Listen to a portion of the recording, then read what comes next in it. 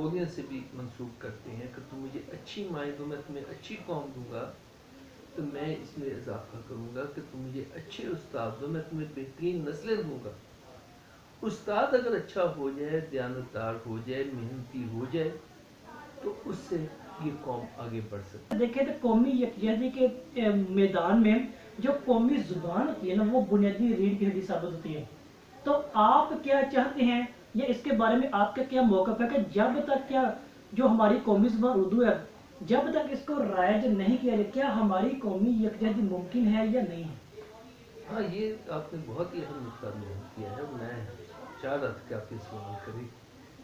حقیقت یہ ہے کہ کسی بھی قوم کا قومی زبان کے بغیر تصور نہیں ہے۔ جی ہم ایک پاکستان ہے تو ہاں جی، شروع کرتے ہیں اس بابرکت نام سے جس نے انسان کو پیدا کر کے اس کو علم کی بنا پر دوسری مخلوقات پر وہ برتری کا مقام بھی وہ عطا کیا ہے۔ آج اسی اعتبار سے دیکھیں تو دنیا اس لیول تک جا پہنچی ہے، انسان نے اس مقام تک وہ ترقی کر لی ہے کہ وہ چاند اور مریخ جیسی سطح پر بھی جا کر اس عظیم علم کی بدولت وہ علم یا نالج خدا کے راز وہ جاننے کی کوشش وہ کر رہے ہیں۔ لیکن افسوس، صد افسوس اس مقام کے کہ آج ہمارا معاشرہ آج بھی ایک دوسرے کے کپڑے اتارنے میں، ایک دوسری غلطیاں نکھارنے میں وہ پیش نظر آتے دکھائی دیتے ہیں، یعنی جس کو ہم پاکستان یا پاکستانی قوم سے وہ کہہ سکتے ہیں۔ یعنی اکثر یہ سننے میں بھی آیا ہے، اس کو عملی طور پر دیکھنے میں بھی آیا ہے، اور اس کو عملی جامے پہنانے کے اعتبار سے میں بات کروں کہ دنیا چاند اور مریخ پر بھی جا چکی ہے۔ دنیا نے چاند اور مریخ پر بھی قدم جما لیے ہیں، مگر افسوس پاکستانی قوم آج بھی ایک دوسرے کیڑے نکالنے میں وہ پیش نظر آتی ہے۔ اسی اعتبار سے آج ہم ایک نہایت ہی موزوں شخصیت جسے آپ دیکھ رہے ہیں، یعنی پروفیسر محمد سلیم صاحب ہمارے ساتھ موجود ہیں، جو آج اس اعتبار سے اپنے الفاظ کے لیے اس بات کو وہ ظاہر کریں گے، ان کی زبانی یہ سیکھیں گے کہ آخر یہ کیا چیز ہے جو آج کی صورتحال نہایت ہی گمبھیر صورتحال وہ اختیار کرتی چلی جا رہی ہے، بجائے اس کے کہ ہم ترقی کریں، ترقی کی منازل طے کریں، اس کی بجائے ہم آج وہ ترقی بے تنزلی کا شکار ہوتے چلے جا رہے ہیں۔ ہم آج انہی کے ذریعے انہی کے الفاظ میں سنیں گے کیسے ہیں۔ السلام علیکم سر، کیسے ہیں سر آپ؟ شکر، بہت شکریہ سر آپ کے اس قیمتی لمحات کا اور آج کے اس موقع کا، اور خدا تعالیٰ کی اس عظیم نعمتوں کا جو اس نے تندرستی کی صورت آپ کو بھی، مجھے بھی اور ہم سب کو عطا کی ہیں۔ سر ہم آپ سے صرف مختصر طور پہ یہ جانیں گے کہ ہم بہت سارے دوسرے ممالک کی مثالیں دیتے ہیں کہ فلاں ملک نے ترقی کر لی ہے، فلاں ملک نے جی چاند پہ جا کے قدم رکھ لیا، مریخ پہ چلے گئے ہیں، لیکن پاکستان 1947 سے آزاد ہو کر 2021 تک آ چکا ہے، لیکن آج تک بجائے اس مسائل کا حل نکالنے کے اس سے زیادہ مسائل کو جنم دے چکے ہیں۔ آخر اس کی کیا وجہ ہے؟ ہمیں تھوڑا سا اس کے بارے میں آگاہ ضرور کیجیے گا۔ جی بہت شکریہ۔ معاملہ یہ کہ دنیا نے جن چیزوں کو طے کر دیا اور اس کے بارے میں سوچتے نہیں، ہم آج بھی ان چیزوں کو طے کرنے سے قاصر ہیں۔ مثلا نظام حکومت کے بارے میں ہمیں ابھی تک واضح نہیں ہو سکا کہ ہم کیسا نظام حکومت چاہتے ہیں۔ جی سر۔ برطانیہ نے غالباً 12ویں صدی میں طے کر لیا، امریکہ نے 18ویں صدی میں طے کر لیا، فرانس نے 19ویں صدی میں طے کر لیا، اور جب ایک دفعہ وہاں نظام حکومت کی شکل حتمی شکل اختیار کر لی تو انہوں نے اس کے مطابق کام شروع کر دیا اور زیادہ توجہ اس پہ رکھی کہ لوگوں کی فلاح کیسے کرنی ہے، لوگوں کو فائدے کیسے پہنچانے ہیں، ان کی ترقی کے عمل کا کیسا حصہ بننا ہے۔ اب پاکستان کی 75 سالہ تاریخ میں کبھی مارشل لا، کبھی سول عاملیت، کبھی عاملیت، کبھی نیم جمہوریت، یہ سب ہم نے دیکھا، اور لگتا آج بھی یہ ہے۔ میں آپ کو ایک مثال دیتا ہوں کہ اب عمران خان صاحب کہتے ہیں کہ میں نے اسلام آباد ایک جتھا لے کے جانا ہے جس میں ان کے بقول لاکھوں لوگ ہوں گے، اور وہاں جا کر ہم حکومت بدلنے کی کوشش کریں گے۔ اب جمہوری طریقہ تو یہ ہے کہ الیکشن ہو، سب پارٹیاں اپنا منشور پیش کریں، پھر لوگ اپنی رائے کا اظہار کریں، اور پھر دیکھیں کہ کون سی پارٹی لوگوں کی پسندیدہ پارٹی ہے۔ اب اگر جتھے فیصلہ کریں گے تو جتھے کیا فیصلہ کریں گے؟ پھر یہ کہ اگر فرض کیجئے کہ جتھے کے نتیجے میں کوئی تبدیلی آ جاتی ہے تو اس تبدیلی کی آئینی شکل کیا ہوگی، اس کے مستقبل میں کیا شکل ہوگی، حکومت بن جائے گی تو اس کو بدلنے کا کیا طریقہ ہوگا، کیا وہ جمہوریت ہوگی، کیا وہ عاملیت ہوگی، کیا وہ مارشل لا کی کوئی قسم ہوگی۔ تو یہ سوچے سمجھے بغیر ایسی باتیں کرنا ہمیں کہاں لے کے جائے گا؟ ہم 2 سال کرونا کی شکل میں بہت بڑے عذاب سے گزرے ہیں. وقت آ گیا تھا کہ جب کرونا ختم ہوئے تو ہم تعمیر کی طرف جاتے, ترقی کی طرف جاتے, لوگوں کی بہتری کی طرف جاتے. تو جو چیز طے کرنے والی ہے 2 چیزیں, ایک تو یہ کہ نظام حکومت کی شکل کیا ہوئی, اور میری دانش میں اور یہ ساری دنیا کے جو جمہوری مفکرین ہیں, فلاسفر, ان کا یہ سوچا سمجھا رائے ہے کہ جمہوریت ہی بہترین طرز حکومت ہے. دوسری چیز جس پہ سب کو مجتمع ہونا پڑے گا وہ یہ کہ ہم نے پاکستانی قوم کو بطور قوم متحد کرنا ہے اور اس کو ترقی کے راستے پہ گامزد کرنا ہے. اس کے بغیر کوئی بھی سوچ جو ہے اس ملک کو آگے نہیں لے جا سکتی.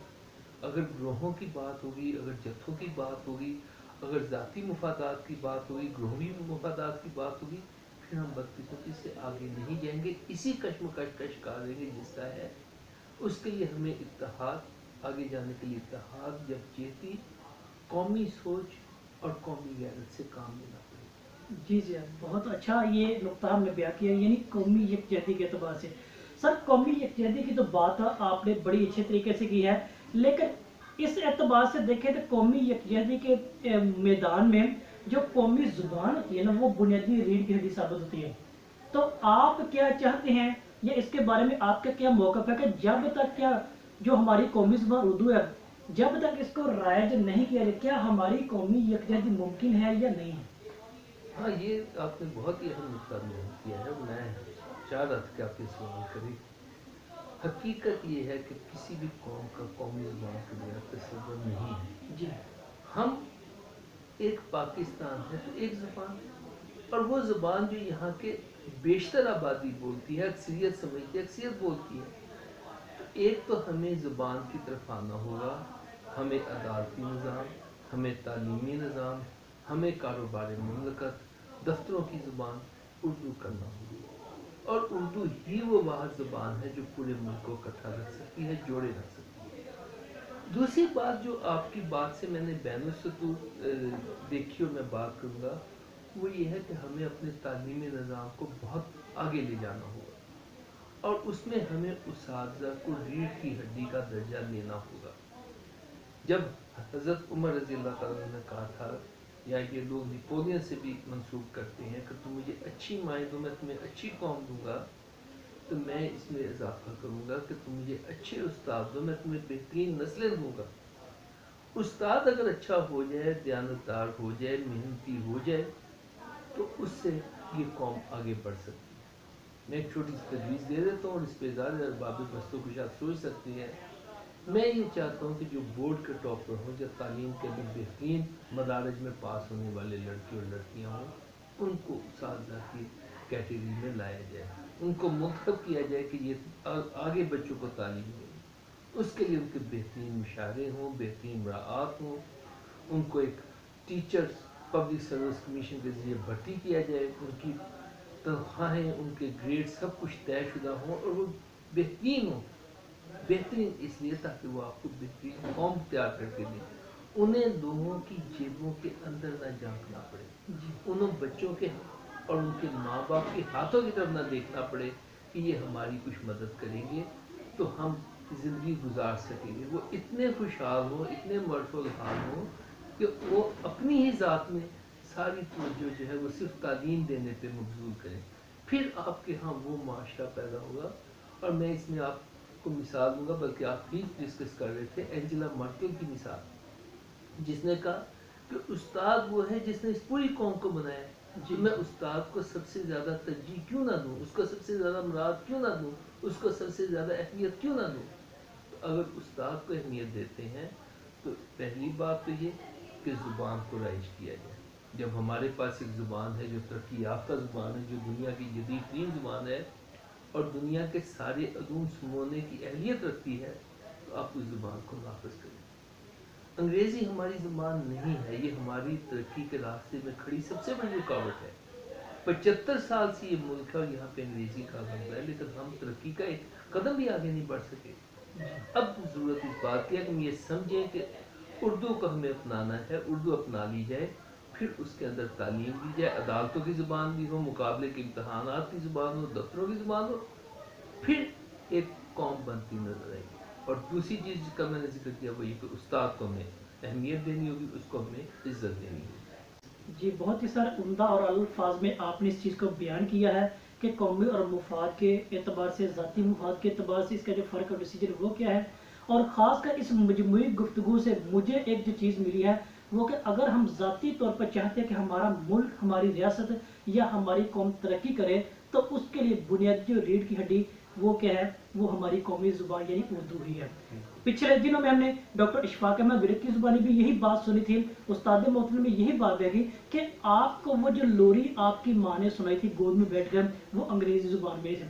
یعنی جو چاشنی یا جو وہ مٹھاس ہے آپ کو اپنی ذاتی اور مقامی زبان میں اس کو مل سکتی ہے, وہ کسی دوسری زبان میں آپ کو ہرگز نہیں مل سکتی. تو اسی اعتبار سے ہماری اس گفتگو کے خاطر کو ضرور رکھیے گا ڈاکٹر صاحب کی اس باتوں کو بھی جو انہوں نے اپنے الفاظ میں سمجھانے کی کوشش کی, ان پر بھی غور کیجیے گا کہ آخر وہ ان وجوہات پر ہم عمل درآمد کر کے کیسے اس برائی سے چھٹکارا پا کر ایک ترقی سے ترقی یافتہ قوم وہ شمار ہو سکتے ہیں اور دنیا میں ایک اچھے امیج بھی وہ دوسروں کو دے سکتے. اسی اعتبار سے ہم اللہ تعالیٰ کا بھی شکر ادا کرتے ہیں کہ اس نے آج کا وقت, آج کی جو لمحات اور سانسیں وہ دی ہیں, اور ساتھ میں بھی بہت اچھے الفاظ میں ہمیں اس بات سے آشنا کروایا. سر آپ کا بھی بہت شکریہ اس حوالے سے.